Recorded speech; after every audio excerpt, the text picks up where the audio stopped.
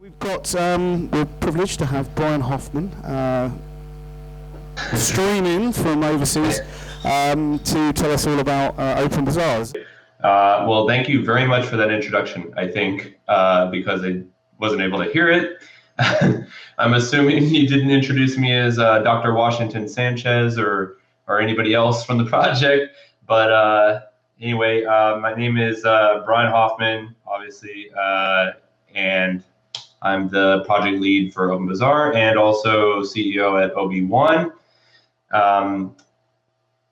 I assume that since you're here to see stuff about Open Bazaar, that you're all familiar with what it is. So I guess I can spare my normal spiel about what it is and what we're trying to do. But I think today that what I wanted to do was basically just talk a little bit about where we're currently at, what's going to go on in the near term, and then kind of some of the thoughts about where we go in the future and how people such as yourselves can help us grow what Open Bazaar is globally and make it fulfill the vision that we've all kind of got for this.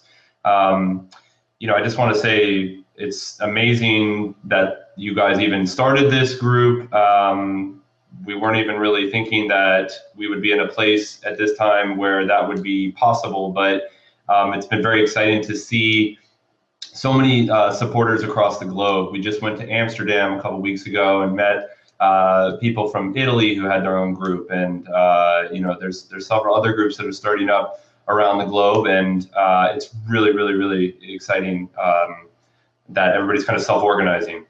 I think it's super powerful, and I think it also gives the project a very strong perspective from different geographical regions that a lot of other companies and open source projects just don't have. To have that kind of viewpoint, it makes the product better, and it helps us cater it to your needs as users. And it also allows you as a developer, if any of you guys are there and gals are more involved with the development of Open Bazaar, please make sure you go to our Slack and our GitHub and start asking questions and see how you can get involved. We can always use more help. Anything from translations in any language that you speak to networking code. We can use help anywhere. So where are we right now as a project? So right now we are currently in our testing phase, which I hesitate to call it beta because we were in beta for a very long time before with the previous kind of iteration of the product, and so I'd rather just call it what it boils down to is that the software is somewhat complete in terms of functionality for what we want to get into version 1. It still has some bugs here and there and probably some performance issues as you've noticed while you guys are testing it. But the idea for this phase is to make sure that we stomp out as many of those as possible before we start risking mainnet Bitcoins in purchases and sales and things like that. We're very cautious to ensure the software is stable and reliable, and it's not really fair to anyone to cause you to lose Bitcoins. Now, I can't promise you there won't be scams and stuff on the network yet, but because that's obviously a work in progress. Building a decentralized system is based on lower levels of trust, and we're going to be working on that for the future. But in terms of just straight technical reasons why you might lose your coins, we're going to try and prevent that as much as possible. So if you haven't gotten an opportunity to download the software and try it out and test it out, please do so. Do everything in your power to break it, crash it, destroy it, so that we can make it better for everyone. If you find any kind of security vulnerability or anything like that, we would love it if you would responsibly disclose it to us. So that we can fix it for everyone. We do bounties, so if you do find something critical, please don't hesitate to let us know. You may even get rewarded for it. So basically, this phase is going to last. I'm not going to give a specific date because I just really don't know exactly. We haven't decided internally, like kind of what that will be. But obviously, it's going to take a couple weeks at least, and we're going to keep pushing out updates until we get the product to the place where we feel like it's ready to go out to everyone. So hopefully that will be very soon, and we're very excited to get going on real purchases, and hopefully we won't see just mass plumbuses and advice and spiritual stuff. Won't be the only thing for sale on the network. That will get a nice diverse set of products and services. But it has been pretty fun seeing what people have put on the testnet so far. Some of it scared me deeply. And other things looked really, really great and representative of what true businesses are going to be doing. So I think that's great. I think some of the main criticisms that we've seen so far with the product are around just mostly performance and installing. And so we're working really, really hard to eliminate some of those things. I think it's going to be important to be patient early on because it is a peer-to-peer network, and obviously, all the kinks haven't been worked out. But it seems to be working pretty well. I don't know how you guys feel about it. Maybe when you guys ask questions, let us know as well if you guys are having any concerns. I'd be glad to answer those questions and give you some better understanding of what we're doing to address that. So that's kind of where we're at with the testnet phase. The last thing I wanted to talk about really quickly is, where are we heading as a project? Obviously, OpenBazaar means a lot of things to a lot of different people. The person standing next to you might hope that it turns into something completely different than what it actually is, or what they think it should be. But the only way that we help achieve any of those goals is by you guys voicing your opinions and helping us improve it. So we want to be able to cater the software to users that are selling things sort of Craigslist style, all the way up to businesses that are going to be selling large volumes of products. The software right now, as it is probably a long ways away from being a respectful competitor to some of the more mature systems. But doing things like inventory management is on our list of things. So being able to handle stock better and different types of sales, as well as doing discount codes and coupon codes and things like that. All of these capabilities that exist in other marketplaces, we want to bring as quickly as possible to what OpenBazaar does. And also another really big thing that we're going to be working on and focusing on in the next 6 months is making it so that stores don't have to be run on your own computer 24 hours a day if you want to sell items. So I don't know if any of you are in our Slack. I believe a video was posted showing Chris has been working on toying with IPFS, seeing how that would work with OpenBazaar, and that shows a lot of promise. It's pretty exciting. And there's a couple other technologies that we're looking at as well that will allow us to keep stores up and remain a little bit more resilient than the current architecture supports. So that's really, really exciting. I think being able to not have to host a store on your Raspberry Pi all the time will be really great for people that aren't super serious about selling things but still want to have their store available all the time. Other areas that we're going to be focusing on are reputation and trust. Right now, the reputation and trust system exists mostly as ratings, and there are some serious limitations to how useful that is in its current incarnation. We're going to be working to improve that, and there'll be more about that to come. Let's see, what else? Another thing that we've really seen in the testnet phase that's been really, really exciting is people using the social features. So chatting with merchants, other users, following lists, those types of things are really important for helping build brands within OpenBazaar, because when we get a ton of nodes on the network, your store is not going to stand out as much as it does in its current shape. So we're going to be providing tools for people to build up follower lists and blast out notifications to their followers, and create strong brands within OpenBazaar. And a big piece of that is going to be making sure that you tie your storefronts to your blockchain identity. So if any of you haven't created a blockchain ID for your store or for your app, I recommend doing so. It definitely makes it a much better user experience for people trying to find your store than to have to type in the long hash of your location. So I know that the experience for doing so and registering is pretty janky, but we're going to be working on that as well with OneName to improve that, so that hopefully it will be a very seamless, easy, quick process. I think right now you currently have to wait almost a day in order to get it to sync up, which is a pretty bad experience for users. We know that, but we're kind of, that's the nature of collaboration with other projects. You have to play by their rules sometimes. So we're working with them to try and improve that. Now what else? I think another question, and I'm already seeing that somewhat come up in the questions in the sidebar here, are around privacy and anonymity. So some of you may not be familiar with kind of the strategy that we're taking purposefully on handling privacy and anonymity within the marketplace. I think it's without a doubt one of the most important fundamental things that we need to have within OpenBazaar.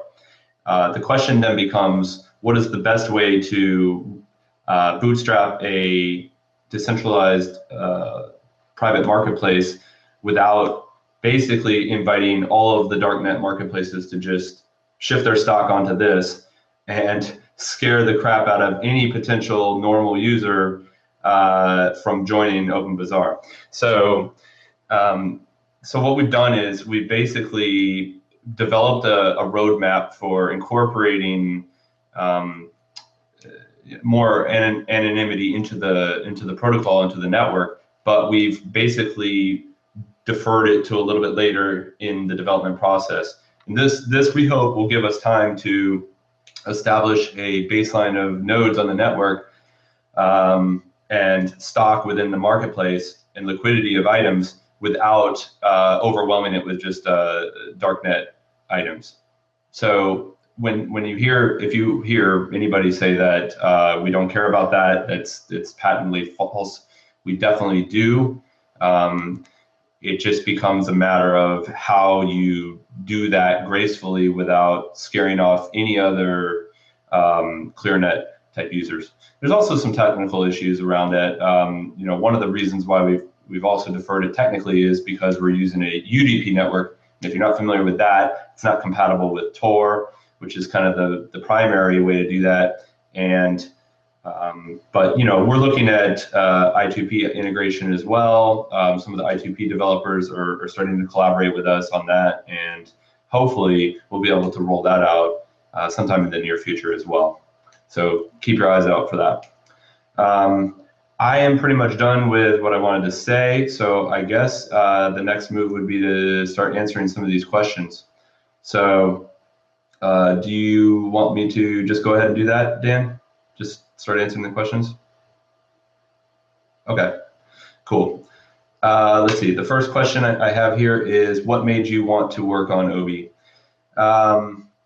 So in April of 2014, when Amir Taki helped drive the idea for this proof of concept called Dark Market in Toronto at their hackathon, I was just sitting at home, just like everybody else, and watched the video of the product and was blown away with the idea that we actually already have the technology and the software available to build this decentralized Bitcoin marketplace peer-to-peer. And so I reached out to Amir and I emailed him. I said, you know, let me work on this. I really, really want to work on this. This is like the project that's like most fascinating to me. And they just didn't want to, they weren't working on it because they had Dark Wallet, and that was taking up all of their time. So rather than basically walk away from it and punt on it, I decided to basically fork it and turn it into OpenBazaar because I wanted to make sure that we could bring in all kinds of different developers, those that wouldn't necessarily be like, oh, this is an Amir Taki project and it's all about guns and drugs and I want to do that. I mean, that has its own niche, but I kind of thought that this would be expandable to a much broader audience. And so I just thought a clean break from that would be great, especially since their developers would not be working on it any longer. So basically the idea of just freeing people from the Etsy's, the eBays of the world, I feel like it just has such a great value globally, because there's just so many challenges with dealing with it. I mean, you're talking about billions and billions of dollars worth of e-commerce being conducted through these networks that are basically just taking so many fees from people, even if they're just small businesses. And then the arbitration aspect of it is just horrible as well.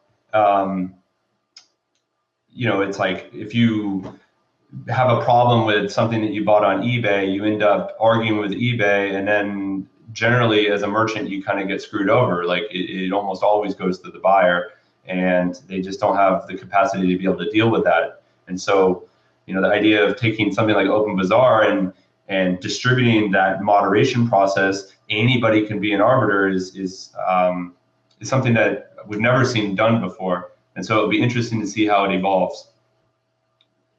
So in a nutshell, I just think the idea is amazingly fascinating, and I've been inspired by all the people that have come to help support it to keep going. Why libBitcoin? So libBitcoin is a little bit of an homage to the original dark market idea, as well as the fact that it solves one of our biggest challenges. The original proof of concept was built on top of libBitcoin, because that's also Amir Taki's creation. But the idea is that in order to do the transactions and things like what we've done within Bitcoin, is we need to have some kind of full node solution. So what libBitcoin is it's a federated full node system. So anybody can run a libBitcoin server, and in fact, you can start up your own libBitcoin server full node and connect your OpenBazaar to it, and you're not even relying on anybody but yourself. But at the same time, it allows other users to connect to any libBitcoin server and use that full node for doing the transactions, which is what by default happens in OpenBazaar. We connect to the one that we run. And at some point in the near future, we're going to have it so that it can bounce between a bunch of them to basically lower the level of risk with connecting to those nodes. So essentially, it's a full node that we can use that doesn't require users to run it on their local machine. So will I do Tor integration? I kind of mentioned that, so I'll just move past that one. Let's see. Can moderators get in trouble if they are unknowingly involved in moderating illegal transactions? Well, I'm not a lawyer, and I'm also not a law enforcement officer, so I wouldn't want to give you advice that would get you in trouble. Obviously, this topic is kind of a new area, and we're not really sure. The answer is we're not sure, but I would assume any kind of connection to that kind of activity probably would put you at some level of risk. And we are also working in ways to basically be able to absolve yourself from those types of transactions. My best suggestion at this time would be that to make sure, if you're a moderator, that your policies and rules for conducting business on your storefront are as clear as possible about what you will and what you won't do. I think being brought into a transaction unknowingly is not necessarily grounds for any kind of illegal activity. The best you can do at this time is to essentially ignore those transactions. And if it's something completely egregious, I guess it would be up to you to determine whether or not you'd want to report that actually to law enforcement. But the answer to me, I think, is yeah, it probably would put you at some level of risk, but I just don't know how much that would be. What are your long-term visions for the growth of decentralized reputation systems? Decentralized reputation is one of those things that a lot of people think is almost impossible to do. By nature, reputation is more of like a local type thing, right? Like I can't remember what it is, but there's some statistic that says that like any human being can only really process up to 200 people, like understand and relate to 200 humans. Which to me says a just completely decentralized global reputation system is going to be hard to build when there's billions and billions of people to deal with. Right now, I don't think that there's any clear answer for like what that final end state looks like. You guys froze a little bit. Hopefully, you can still see me. Are we good? Okay.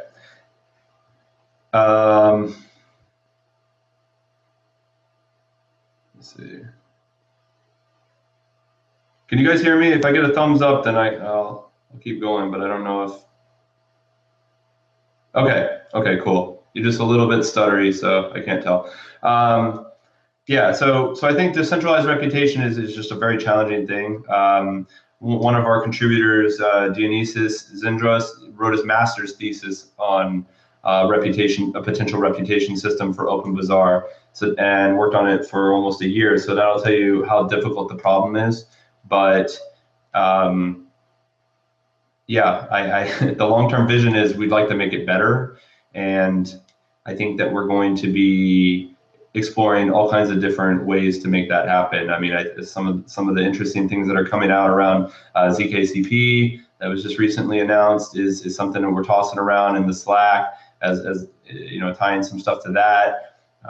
There's all kinds of different ways to skin a cat, and so we're going to be trying out a lot of those, and you'll see more in the future. What would you like to see most to be built on top of OpenBazaar? I think what I would like to see most on top of OpenBazaar is, and it's not a specific area of type of product, but essentially I want to be able to see something that's super substantial, that it has some traction. Like let's say someone that starts some kind of car sales marketplace that grows to like this like huge amount of users and is using OpenBazaar underneath as part of the platform, something that demonstrates that it's not just our reference client, that like that's not all that OpenBazaar is. It's like people expanding into new areas, but using the underlying platform. That's what I look forward to most. And what that looks like, I don't know. I'm not really sure. I mean, that's a question that we ask ourselves within OB1 all the time, because obviously at some point in time we'll explore things other than just the core software. So that's what I would like to see. So unfortunately, I think I lost the last few questions, but I think one of them was around the VC funding. So how did we get the VC funding, and what about that? So April this year, we closed a round with Andreessen Horowitz and Union Square Ventures. So we were able to secure $1 million to work on OpenBazaar and build OB1. But the call from the investors was to basically take that initial round and really focus on growing the network around OpenBazaar. So we spent most of the last year pretty much just rewriting the software from scratch and really doing it much more professionally, working full-time on it. Having that money allowed us to do that. We were all working separate jobs and not really able to focus on this full-time. So that's really been the difference maker. And I think that if you look at the product, you probably, what is that? you probably noticed that the product has gotten a lot better than it originally was. So I think that it's clear that that's really helped us. Um, how that will go in the future, I don't know. We'll probably have to shift to a different funding model for Open Bazaar at some point in the future, because as more companies come into the ecosystem and start benefiting from the protocol and the network, it makes sense to find a new way that everybody can help fund development of the protocol. Right now, you can go and you can donate money, but it's clearly not enough to support the level of development that's necessary to keep the train moving. So we're going to be looking at ways to make that happen. Law enforcement. We had a request a little while back to meet with FBI, Treasury, Justice Department, and some other groups. And then for some reason it got canceled. I believe it was mostly just an informational session that they were curious about how it works and probably what kind of risk they're going to be experiencing. I know that for them, the idea of decentralizing and making anything related to Bitcoin more peer-to-peer is probably a frustrating thought. I just saw a panel last week in DC at the Blockchain Summit where law enforcement was basically the panel ended with them not knowing what the future lies for that. So I'm sure it terrifies them on some level, but considering that we haven't even launched, I don't think that they're super worried at the moment about Open Bazaar specifically. What would I like to see built on top of OB?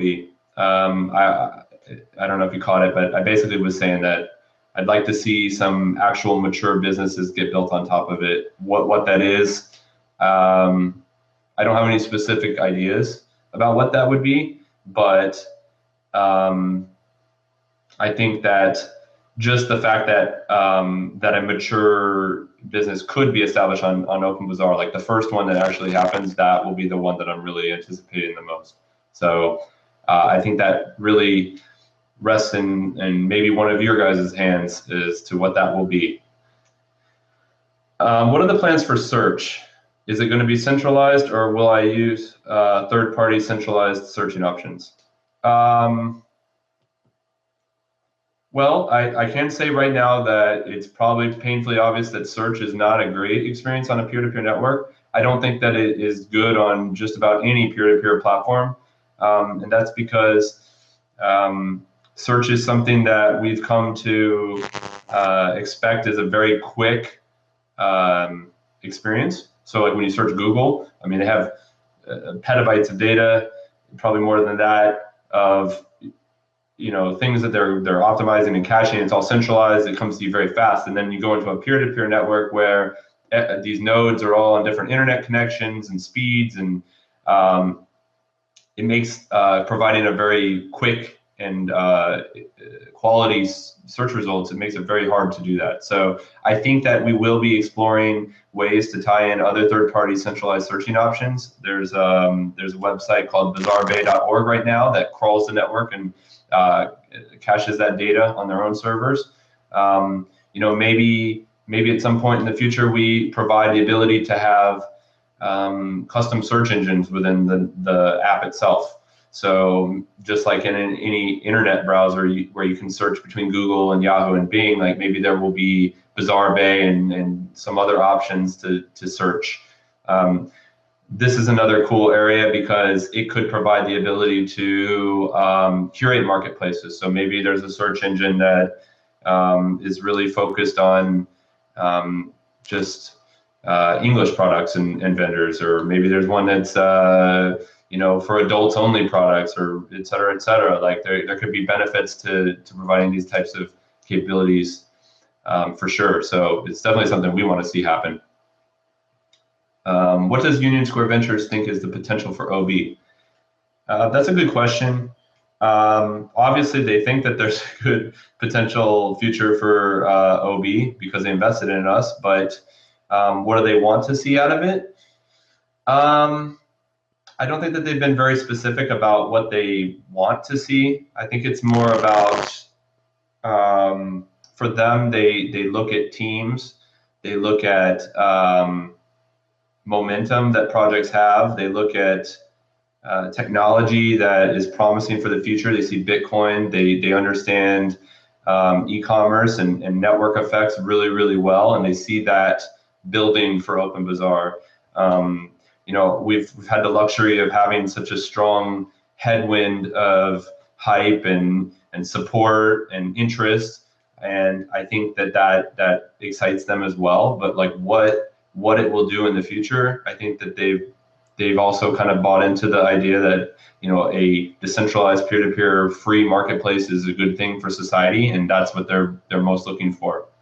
Now they just are focused on helping us get the traction necessary to make that a reality. The next question is, can people converse in multiple languages, or is this still something you need to build into the system? I'm not sure exactly the specific point of this question, other than maybe like, are you prevented from doing international conversations within the app? We support multiple languages, so you can run the app in several different languages that are available when you set it up and when you go into settings. And these translations are provided by the community, and we're rolling out new ones as soon as we get them. And then also we do support Unicode. So if you're making listings or typing or chatting in international character sets, that is supported. There are places in the app where it probably doesn't work perfectly yet because most of our developers are English speakers, and so haven't done an intense amount of work testing out every piece and every nook and cranny of the app to make sure that that is working properly. But we get bug reports and we fix them as soon as possible. So hopefully this answers your question. How does OB1 plan to make money? Related to the last one, do you have any concrete plans yet? If I told you, we'd have to kill you. Maybe, I guess the short answer is we have some ideas, but we're not ready to share them yet, and we'll have more to tell you soon. I think that's the last question. Okay, regulators. What about regulators? Yes. Is the answer yes? Can they regulate OB? Well, regulators can regulate people, and people can run OB. So I suppose if they know who you are and where you are, they could ask you to be regulated under some policies. This kind of also goes back to the whole anonymous situation. So right now, when you run your business, it's fairly obvious, based on your connection info, where you are or where you're running it from, and things like that. So I would imagine if any regulations come down that would cover something you would do on OpenBazaar, that yeah, you would probably be at risk. So obviously OB1, since we're a U.S. corporation, we would be beholden to any regulations for the stuff that we do, and would comply. But it would be up to you and your jurisdiction what you're responsible for there. Is there anything that would actually benefit regulators? I don't know. I mean, I guess there's one open question I think that doesn't seem so black and white, which would be as a moderator. As a moderator, you're potentially the third key in a 2 of 3 multi-sig account, and so the question of whether or not you're technically a custodian of funds, which would put you at some kind of regulatory risk, is debatable. I mean, personally, I think if you're just one of 3, unless you control one of the other ones, you're not really able to move the funds. So I don't think that makes you a custodian. But how the law interprets that is probably out of my expertise. So that would be the one area I think regulators would be maybe concerned with. The next question: in the long term, would you support a truly anonymous currency like Zcash? Big fan of what Zcash is doing.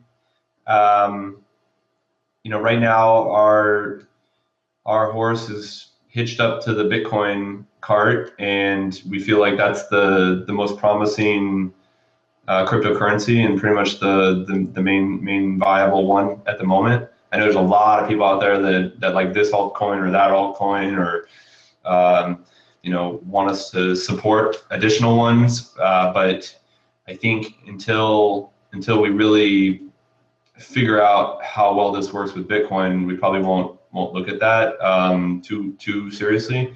But if those things start to come to Bitcoin, yeah, we would want to take advantage of those, like confidential transactions and things like that. So we're keeping an eye on it, but we have no serious timelines for incorporating anything like that yet. Do you support a hard fork to Classic? That's a tough question. I will say that OpenBazaar does not and will not have an official stance on this on purpose.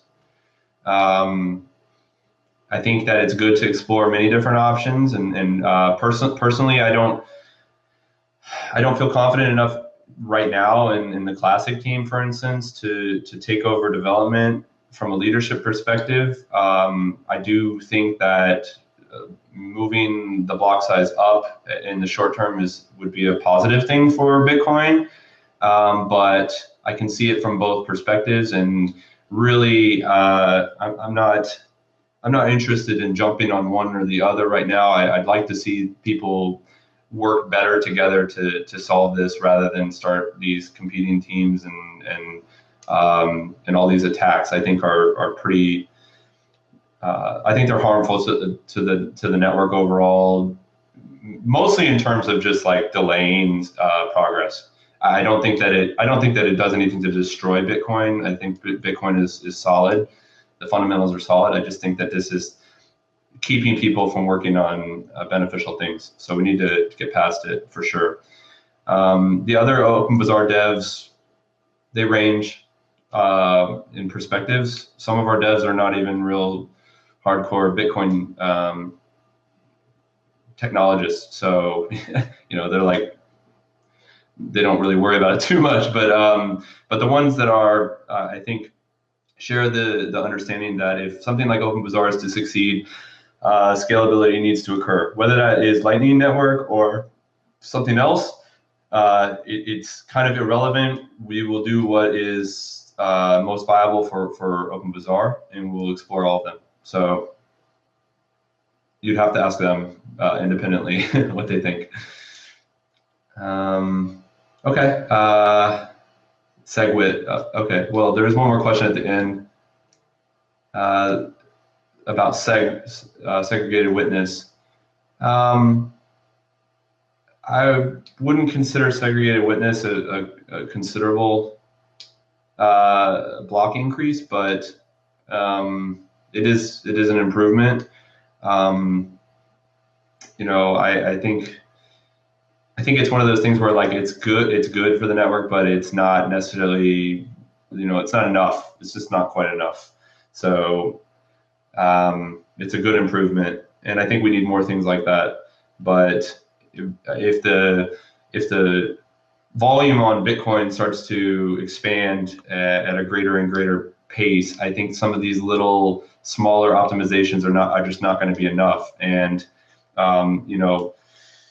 something like the Lightning Network needs to come fairly quickly in order to gain some traction to fix that, or we're going to be sitting at a point where we're just kind of at a stagnating pace for a little while we resolve all that. So we can either get our stuff together and do it quicker and try to innovate fast, or we can kick the can down the road a little bit like we are and hope for the best and hope that something like Lightning Network solves all our problems.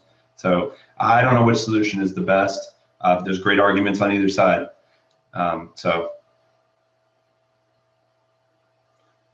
Okay, I don't know, are those all the questions? Okay, great. Yeah, thank you so much for having me. I wish I could actually be there. Maybe someday I will get there and we can all share a beer. So thank you so much for inviting me. Yes.